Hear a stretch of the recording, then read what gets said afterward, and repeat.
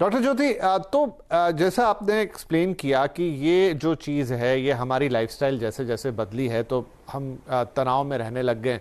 तो क्या माने कि डिप्रेशन जो है जिस फॉर्म की हम बात कर रहे हैं अभी, वो एक नई बीमारी है हम लोगों के लिए? क्योंकि उससे पहले जो जिस हिंदुस्तान को हमने देखा 80 के दशक या उससे पहले की बात, तो इतनी ज़्यादा बातें सुनते नहीं थे।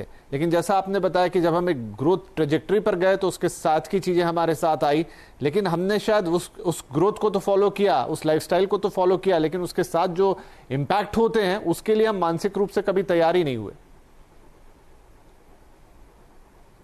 जी ज्योति जी। ठीक कह रहे हैं आप। दो कारण है कि आजकल हम डिप्रेशन की ज़्यादा बात कर रहे हैं। पहली बात तो ये है कि हम देख रहे हैं क्लिनिकल पॉपुलेशन में कि अवसाद है, और दूसरी बात अवेयरनेस से लेकर है। देखिए, अवसाद या डिप्रेशन एक क्लिनिकल इलनेस है जिसकी होने की संभावना हमारे अंदर पहले से एग्जिस्ट करती है।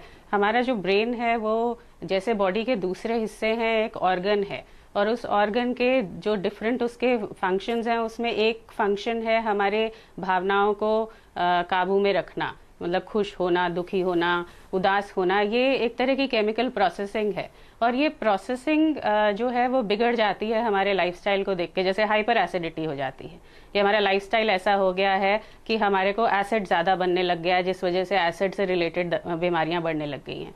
उसी तरीके से एक अंदरूनी वल्नरेबिलिटी एग्जिस्ट करती है, और ऊपर से अब लाइफस्टाइल ऐसा है कि जिससे हमारा तनाव बढ़ तो रहा है, लेकिन तनाव कम करने के तरीके बहुत कम होते चले जा रहे हैं। अगर आज से आप 20-30 साल पहले की जनरेशन को देखें तो उनके पास समय होता था, अपने फैमिली के साथ टाइम बिताने का टाइम होता था, पड़ोसियों के साथ जाके चाय पीने का टाइम होता था, और जो हमारी ज़रूरतें होती थी, हमारी जो अपने आप से एक्सपेक्टेशंस होती थी, वो बहुत लिमिटेड हुआ करती थी। तो उसके चलते जो स्ट्रेस बनता भी था उसको निकालने के, उसको रिलीज करने के काफ़ी सारे तरीके हमारे पास साथ साथ होते थे, और इसलिए हम तनाव को मैनेज कर लेते थे। और जो केमिकल इम्बैलेंस है वो उस हद तक नहीं बढ़ जाता था कि वो क्लिनिकल डिप्रेशन में कन्वर्ट हो जाता था। ऑफ कोर्स उस टाइम में भी एंडोजीनस डिप्रेशन या इस तरह के अवसाद जिसका बाहरी कारणों से ज़्यादा संबंध नहीं होता है, वो तब भी एग्जिस्ट करते थे, और उनके बारे में बात नहीं की जाती थी, या आत्महत्या जैसी चीज़ें तब भी होती थी और उनके बारे में बात नहीं की जाती थी।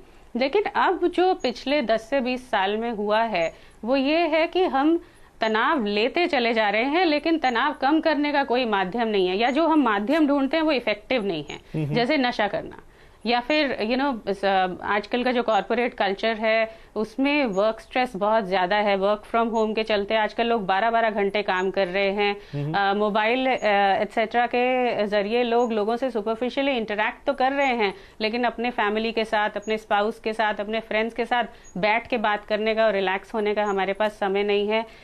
सोने और उठने का साइकिल बहुत ज़्यादा बिगड़ा हुआ है। स्लीप वेक साइकिल जो है वो हमारे हार्मोन्स को एडजस्ट करने में बहुत ज़्यादा ज़रूरी होता है, वो हमारा डिस्टर्ब हुआ है। तो उस वजह से जो एक अंदरूनी संभावना, एक वल्नरेबिलिटी एग्जिस्ट करती है, और उस पे जो तनाव वाला माहौल है वो सब चलते चलते उससे मानसिक समस्याएं, जिसमें अवसाद, डिप्रेशन एक है, और घबराहट की बीमारी, एंजाइटी डिसऑर्डर बोलते हैं जिसको, वो एक और है, वो बहुत ज़्यादा प्रोमिनेंटली सामने आ रहे हैं। और उसका ही एक कॉन्सिक्वेंस है कि हमारे से और तनाव झेला नहीं जाता। एक लेवल पे आके हमारी तनाव सहने की क्षमता खत्म हो जाती है, और फिर हमें कोई रास्ता नहीं सूझता। तो मतलब आप ये कह रहे हैं कि एक विशियस साइकिल बन गया।